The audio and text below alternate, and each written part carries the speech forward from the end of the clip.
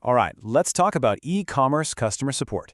But I don't mean the usual stuff, better phone scripts, faster emails. No, we are diving into a survival guide for 2025. Because believe me, the whole game is changing. So let's just be honest for a second. When did customer support become, well, a bad word? You know that feeling, right? That little groan you make when you realize you have to contact them? That feeling, that's a sign that something is seriously broken. And that broken feeling, it has huge consequences. Get this, 78%. That's how many customers will just walk away from a brand after a single bad experience. Just one. That's not a small problem. That's a cliff you can fall right off of. The stakes are, frankly, as high as they get. So why is it so high stakes now? Simple.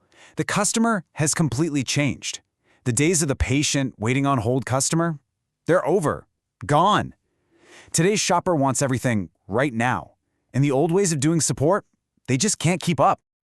I mean, just think about your own life, right? We live in this on-demand world. You can get food delivered, a car to your door, a movie on your screen, all in minutes.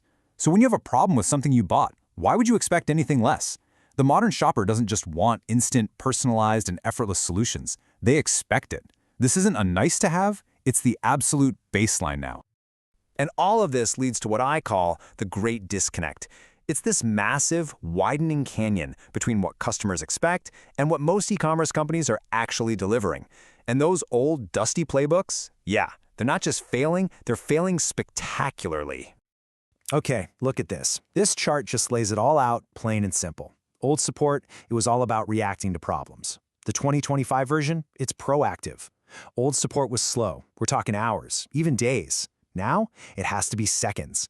It used to be impersonal. Now, it's got to be hyper-personalized. But the one that really gets everyone, it was siloed. You know the drill? You explain your entire life story in a chat, and then you get on the phone and have to do it all over again? Nope. That just doesn't fly anymore. This really forces a massive shift in how we even think about this stuff. Customer support isn't some department you stick in the basement to handle complaints anymore.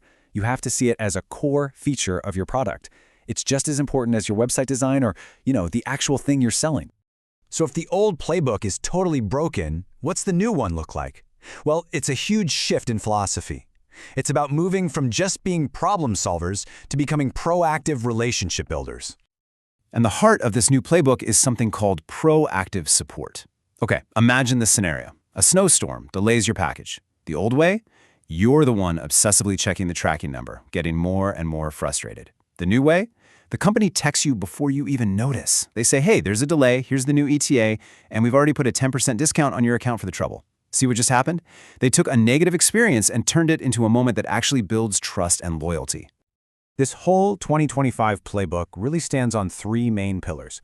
You've got AI and automation, hyper-personalization, and something called omni-channel fluency. Let's break down what each of these really means.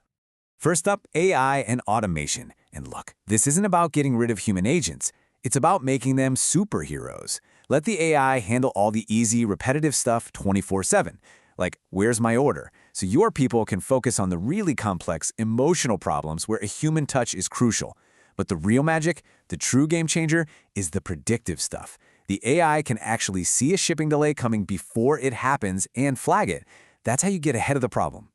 Pillar number 2, hyper-personalization. This is all about using the data you already have to treat people like people, not ticket numbers. So, instead of a generic script, imagine this. Your agent sees a customer has bought the same running shoes 3 times. So when they call, the agent can say, hey, I see you're a fan of the Model X. If you liked its stability, you're going to love the new cushioning in the Model Y.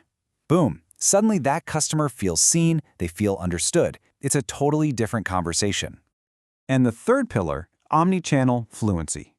This is the fix for that problem we all hate, repeating ourselves.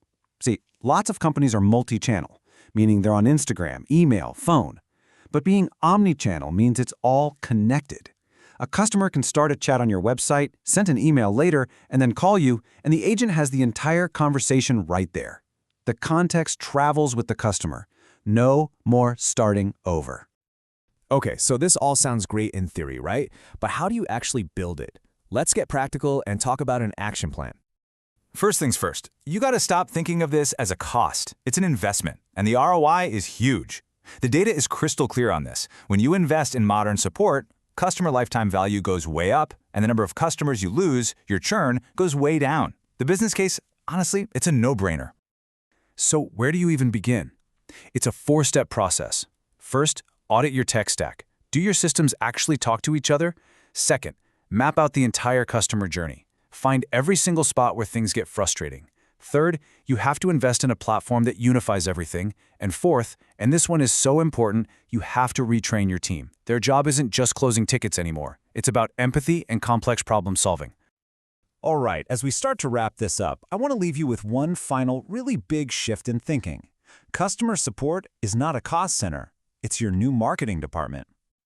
Seriously, think about it. You can spend $1 million on a clever ad that gets someone to buy one time. Or you can deliver an amazing support experience that's so good, they tell all their friends about it and stay loyal for years. That's marketing. Every single support interaction is a marketing moment. So, when you boil it all down, the entire philosophy is this: stop just solving problems, start building relationships. The goal isn't just to close a ticket anymore. It's to take that moment of friction and turn it into an opportunity to build a real, human connection with your customer. So the big question to ask yourself is this: is your support team ready for 2025?